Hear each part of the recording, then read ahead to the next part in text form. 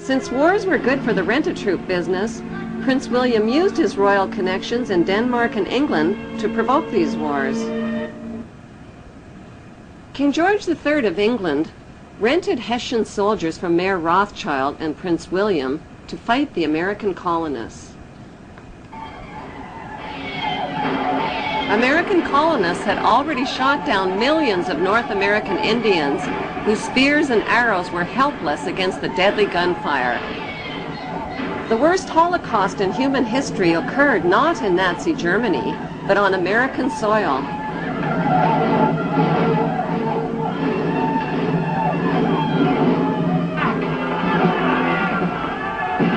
By 1776, British and Hessian troops arrived on American shores ready to fight the American colonists.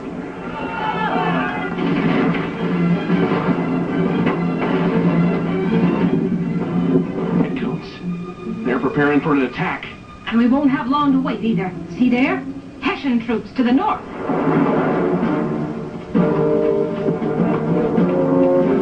Hessian mercenaries. I can't believe the king is paying Germans to come here and kill British colonists.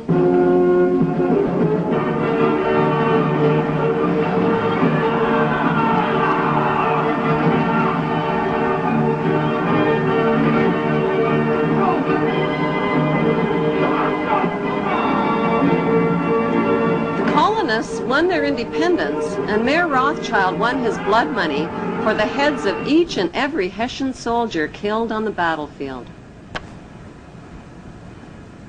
Back in Europe, Napoleon, with his mighty French army, became master of Europe.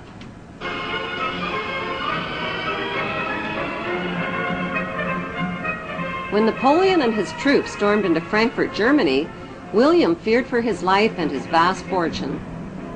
He left $3 million in the hands of Mayor Rothschild to pay the Hessian soldiers. Then he escaped to Denmark to stay with his royal relatives, all of whom were descendants of the tribe of Dan.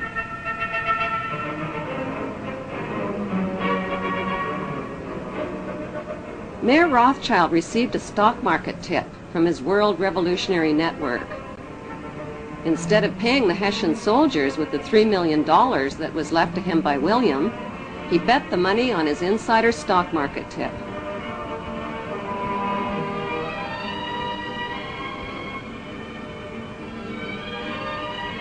With his new fortune, Mayor Rothschild set up 5 family banks to be run by each of his 5 sons in London, Paris, Naples, Frankfurt, and Vienna. On September 19, 1812, Mayor Rothschild died at the age of 68. He left instructions that the amount of the inheritance must never be made public, that secrecy and ruthlessness must be used in all business practices, and that family members must intermarry with their own blood relatives to keep the family fortune all in the family. All 5 brothers dedicated themselves to their ancestors' world revolutionary dream. That dream was to control the entire world under one world ruler by disarming the nations of the world. A king, the son of David, will purify Jerusalem from the nations that trample her down, destroy the lawless nations, and gather a holy people whom he will lead in righteousness.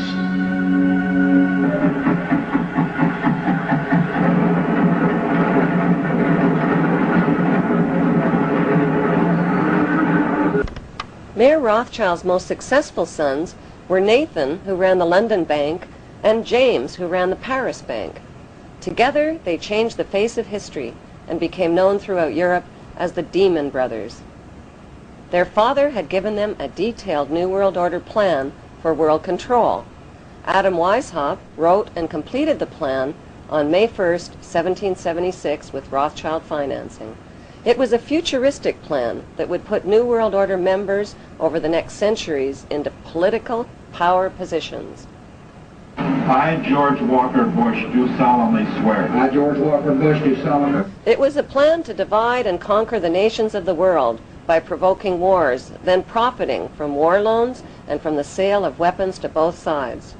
Exhausted by war, terror, and chaos, humanity would eventually bow down to one world ruler and one world army as a solution.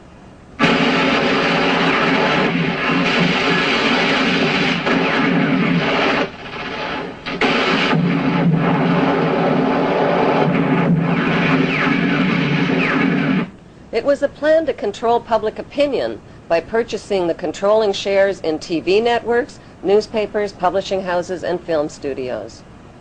Briefings and updates from Washington and around the world every 15 minutes throughout the business day.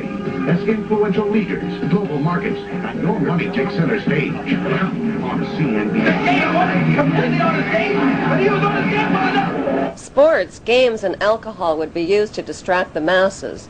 Laws would be changed, banks would be monopolized, and people and nations would be made into obedient debt slaves. With Rothschild financing, Adam Weishaupt formed a secret world revolutionary group called the Illuminati. He recruited thousands of influential members by convincing them that only men of superior ability had the right to rule over the ignorant masses.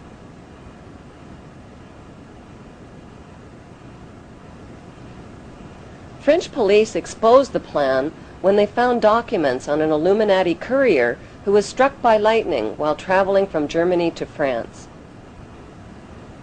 The Illuminati was forced underground. They took refuge in the lodges of a secret brotherhood called the Freemasons, who practiced death and rebirth rituals and whose history dates back to the construction of Solomon's Temple.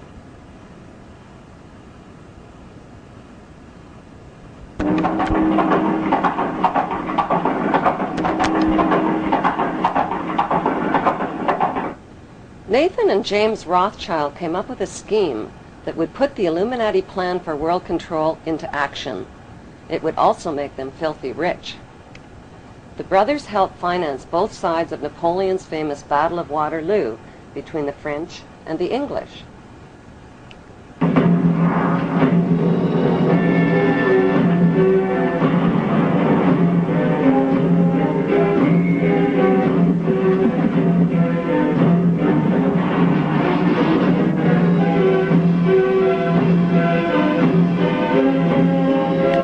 With advanced knowledge of the British victory, Nathan Rothschild spread lies that the British had been defeated, which caused a stock market crash. While panicked English investors sold their life savings, Nathan bought up their market shares for pennies on the dollar. When official news of the British victory over Napoleon was announced, the English stock market skyrocketed, and so did Nathan's wealth. In one foul swoop, the Demon Brothers had double-crossed the English masses and taken control of the Bank of England. Flaunting their stupendous wealth, the brothers went on a lavish spending spree. They bought mansions, fashionable clothes, and hosted extravagant parties.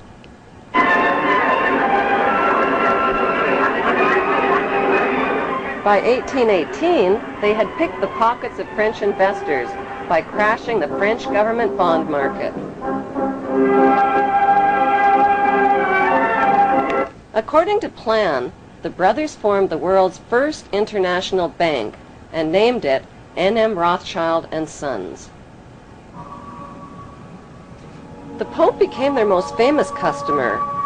The Catholic Church, which had financed the wholesale slaughter, torture, and looting of hundreds of thousands of Muslims during the Christian Crusades, were now doing business with the Demon Brothers. By 1823, the Rothschilds were guardians of the entire papal treasure and took over the financial operations of the Catholic Church.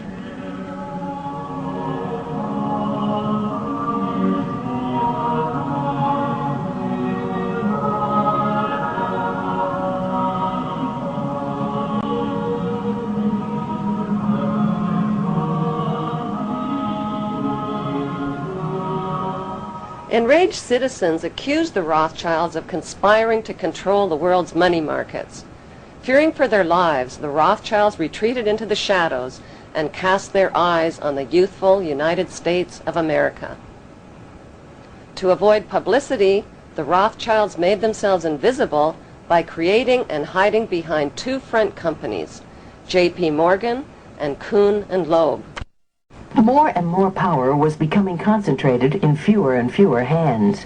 By 1906, J.P. Morgan's bank controlled 1/3 of America's railways and almost 70% of the steel industry. He eventually had a stake in the major companies of the 20th century, among them AT&T, ITT, General Electric, General Motors, and DuPont. At one point, Morgan made the offhanded comment, "America is good enough for me." And the newspaper of William Jennings Bryan retorted, "Whenever you're tired of it, you can give it back." I mean, that was the image of J.P. Morgan, the owner of the United States. The success of Morgan's industrials was quickly reflected in the Dow Jones Industrial Average. The Rothschilds bought controlling interest in England's British East India Shipping Company and the illegal opium trade with China. They offered junior partnerships to New England's leading American families.